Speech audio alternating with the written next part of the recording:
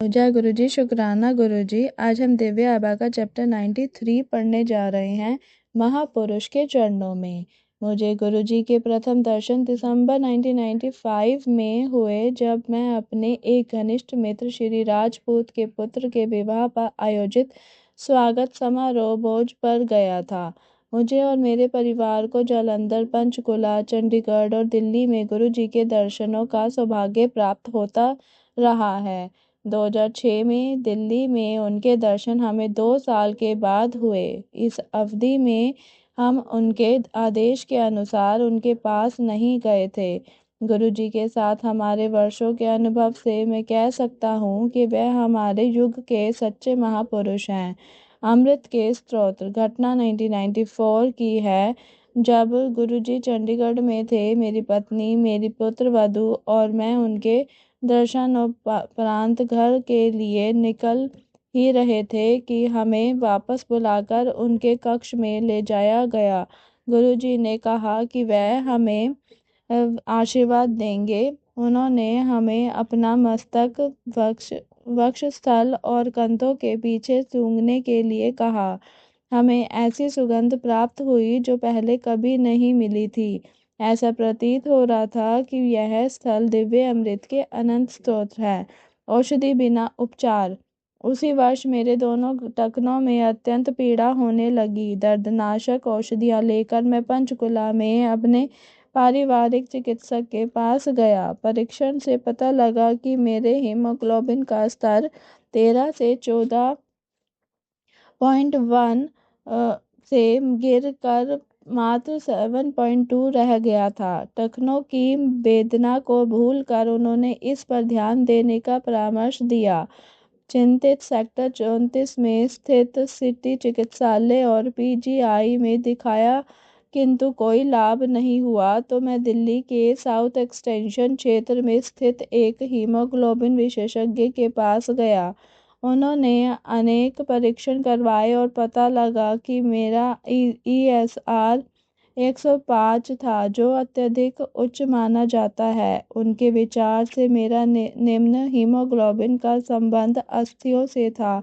कोई अन्य विपरीत लक्षणों के अभाव में वह मुझे एक चिकित्सालय लेकर गए, जहां पर अस्थि मज्जा का परीक्षण होना था। जब हमें पता लगा कि यह रक्त कैंसर के लिए है, हम भौचक्के रह गए। उस शनिवार के दिन मेरे शरीर से 20 से अधिक नमूने एकत्रित किए गए। परिणाम सोमवार की संध्या को पता लगने थे। मैं भयभीत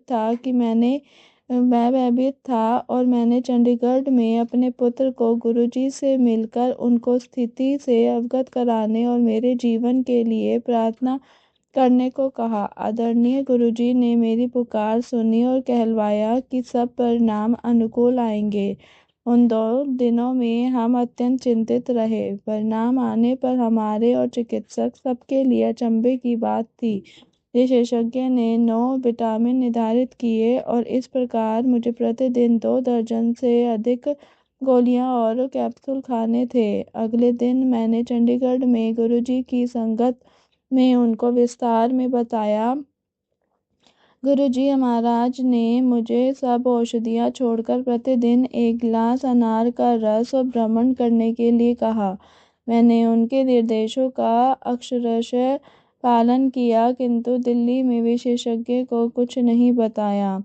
1 माह के बाद जब मैं उस विशेषज्ञ के पास दिल्ली गया तो मेरी स्थिति में अत्यंत सुधार था। उन्होंने औषधियों की मात्रा आधी कर दी। अगले मास जब और सुधार दिखलाई दिया तो औषधियाँ कम से कम कर दी गई। गुरुजी को जब इतने सुधार के बारे में बतलाया गया तो उन्होंने अनार का रस बंद करने को, जीवन में आनंदित रहने और सब जब इच्छा हो विस्की पीने को कहा। उनकी दया से मैं उनके निर्देशों का पालन कर रहा हूँ और सामान्य जीवन व्यतीत कर रहा हूँ। मुख्य अभियंता के पद पर। मैं पंजाब सिंचाई विभाग से प्रबंध अभियंता के पद से 1992 में सेवानिवृत्त हुआ था। अपने सेवा काल में मैं 1964 से 1968 तक फाजिल्का में SDO रहा था। फाजिल्का पाकिस्तान सीमा से केवल 4 किलोमीटर सीधी दूरी पर स्थित है। सितंबर 1965 में जब पाकिस्तान ने भारत पर आक्रमण किया था, नागरिकों में हलचल मच गई थी। प्रशासक होने के कारण मेरे कंधों पर बहुत उत्तरदायित्व था। महिलाओं और बच्चों को मलौत के निकट भेजना था। कार्य शीघ्रता से किया गया था। उस अवधि में मैंने सेना के साथ भी कार्य किया और उनके साथ भूमि में खुदे हुए उनके बंकरों में भी रहा, क्योंकि शहर पर सीमा पार से बमबारी हो रही थी। असैन्य अधिकारी होते हुए यह मेरे कार्य क्षेत्र में नहीं आता था, किंतु मैंने ऐसे संकट भरे वातावरण में कार्य किया था। ऐसी सेवाओं के लिए पंजाब सरकार और रक्षा विभाग से मुझे प्रशंसा पत्र और समय पूर्ण पदोन्नति मिलनी चाहिए थी, क्योंकि पंजाब सरकार ने ऐसा नहीं किया था। इस भेदभाव के लिए मैंने न्यायालय में आवेदन कर दिया था।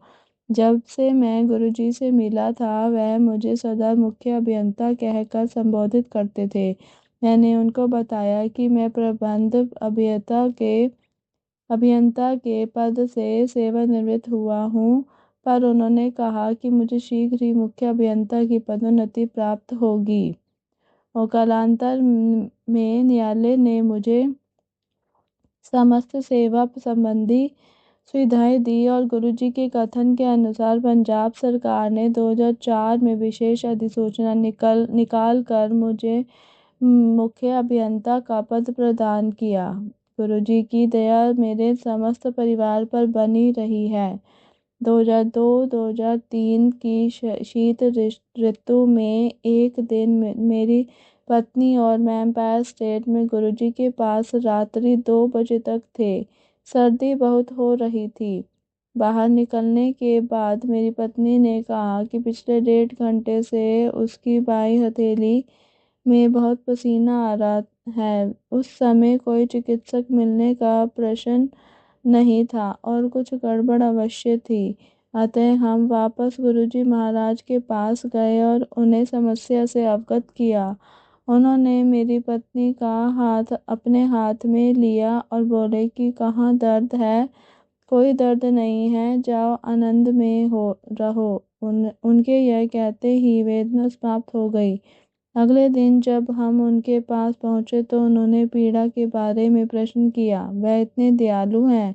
इस भौतिक और माया मोह के संसार में एक सच्चे महापुरुष का दिव्य आश्रय प्राप्त करना अत्यंत कठिन है। संतों के विस्तृत परिवार में एक को दूसरे से भिन्न करने वाले नियम तभी पता लग सकते हैं जब हम एक ऐसे संत के पास पहुँचे जिसके सदृश कोई और ना हो और वह ईश्वर के वास्तविक संदेश मानवता में फैला रहा हो। दूसरों के जैसे उसे धन और अन्य भौतिक वस्तुओं में कोई रुचि ना हो। वह अपनी असीमित शक्तियों का प्रयोग मानवता के कष्ट और चिंताओं को नष्ट करने में लगाए। श्री गुरुजी महाराज ब्रह्मज्ञानी हैं, जो इस नश्वर संसार में भटके मनुष्यों को सही राह दिखाने और मोक्ष प्राप्ति के सही मार्ग बताने आए हैं। हम भाग्यवान हैं कि हमने उनके बारे में सुना, उनसे मिलने का अवसर प्राप्त हुआ और उनकी कृपा से ही उनमें आस्था है। यद्यपि वह मनुष्य रूप में आए हैं, वह मनुष्य नहीं हैं। वह तो गुरु नानक और शंकर का अवतार हैं। जय गुरु जी, शुक्राना गुरु जी। इसी के साथ दिव्य आबा का यह चैप्टर समाप्त होता है। कल हम दिव्य आबा में पढ़ेंगे मेरे रक्षक। जय गुरु जी, शुक्राना गुरु जी। मेरी वॉइस में अगर किसी को अच्छा लगे तो चैनल को शेयर, लाइक और सब्सक्राइब करना ना भूलें। ओम नमः शिवाय। शिव जी सदा सहाय। ओम नमः शिवाय। गुरु जी सदा सहाय।